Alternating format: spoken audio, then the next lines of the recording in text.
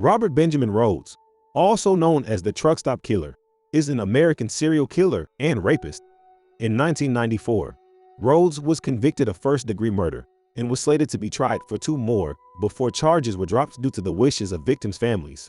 Rhoades is additionally suspected of torturing, raping, and killing more than 50 women between 1975 and 1990, based on data about his truck routes and women who went missing during those years and who met the profile of his preferred victims. At the time he was caught, Rhoades claimed to have engaged in these activities for 15 years. Subscribe to the channel for real crime videos. Robert Ben Rhoades was born in Council Bluffs, Iowa, on November 22, 1945. He was raised by his mother in the early years of his life, as his father was a soldier in the United States Army and was stationed in West Germany. Rhoades was attending elementary school when his father returned from duty overseas. After his father was discharged from the military, he found work as a firefighter. Rhoades' early life was relatively normal, aside from social problems in his formative years. He was an active participant in the extracurricular activities of his attended schools and involved himself with various sports and other programs, including gridiron football, wrestling, choir, and French club. Rhoades' criminal involvement during his high school years were only notable for an arrest in 1961, at age 16, for tampering with a vehicle, along with an arrest for public fighting in 1962, at age 17. After graduating from Thomas Jefferson High School in Council Bluffs in 1964, he joined the Marine Corps. During the same year, his father was arrested for molesting a 12-year-old girl and subsequently committed suicide while awaiting trial. Rhoades was dishonorably discharged from the military for his involvement in a robbery. After his dishonorable discharge from the Marines, he attended college but dropped out. He later attempted to join a law enforcement agency, but was rejected for his past dishonorable discharge from the Marine Corps. Rhoades married 3 times, having a son with his first wife. Subsequently, he found work in stores, supermarkets, warehouses, and restaurants. Eventually, he became a long-haul trucker. During the 1980s, Rhoades developed interests and hobbies, amongst which included involving himself in the BDSM scene. It was also during this time he allegedly verbally, physically, and sexually abused his third wife, Deborah Rhoades. His crimes: on October 26, 1990, deer hunters discovered skeletal remains in Millard County, Utah. At the time, the victim could not be identified and was known under the name Jane Doe 1 for the next 13 years. It was not until May 2003 that forensic scientists from the University of Arizona, after comparing x-rays of the victim's jaw, were they able to identify her as 24-year-old Patricia Candace Walsh. Walsh and her 26-year-old husband, Douglas Scott Ziskowski, both from Seattle, Washington, went missing shortly after leaving the city in 1989. Ziskowski's remains were discovered in January 1990 in Ozona, Texas, near the Interstate 10, and he was identified in 1992. After Walsh was identified, representatives from the Utah State Police Department contacted their colleagues from the Texas State Police Department, but the investigation did not identify their killer. After his arrest, Rhoades confessed to their murders. He claimed that the couple were hitchhiking when Rhoades picked them up in his truck while on a long-haul journey. He immediately killed Ziskowski and dumped his body in Sutton County, Texas, where it was later found.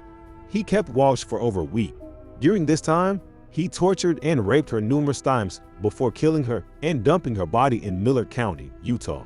Almost a month after Walsh's death, he abducted an 18-year-old victim, Shauna Holtz, who escaped and informed police.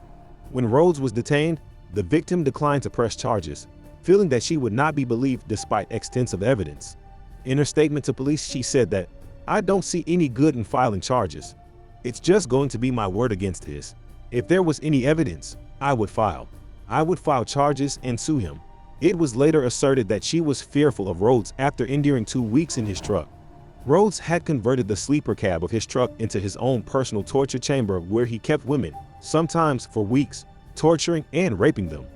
Regina K. Walters, 14, was found nude and badly decomposed on September 29, 1990, in the loft of an abandoned barn near Greenville.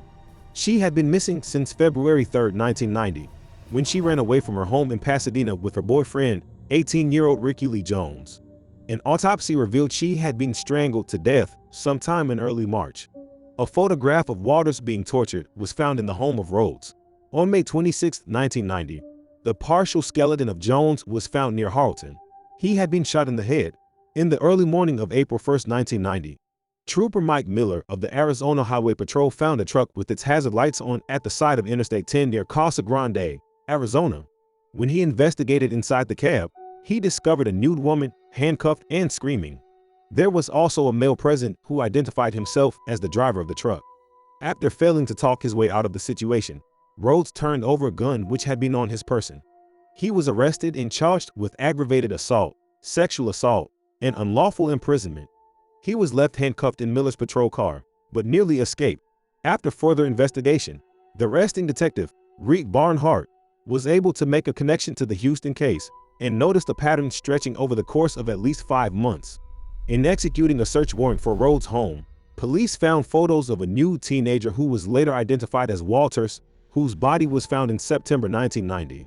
Also present were photos of Walsh, whose body was discovered that October. His conviction: in 1994, Rhoades was convicted of the first-degree murder of Regina K. Walters and sentenced to life without parole at Menard Correctional Center in Chester, Illinois. He was extradited to Utah in 2005 to be tried for the deaths of Candace Walsh and Douglas Duskovsky. However, in accordance with the victims' families' requests, the charges were dropped in 2006 so that they would not be required to testify more than once for both states, and he was returned to prison. Rhoades later was extradited to Texas for the murder of Walters and Jones, where Rhoades, in exchange for dropping the death penalty, pleaded guilty to their deaths and received a second life sentence. Rhoades continues serving his life without parole sentence at the maximum security Menard Correctional Center in Chester, Illinois.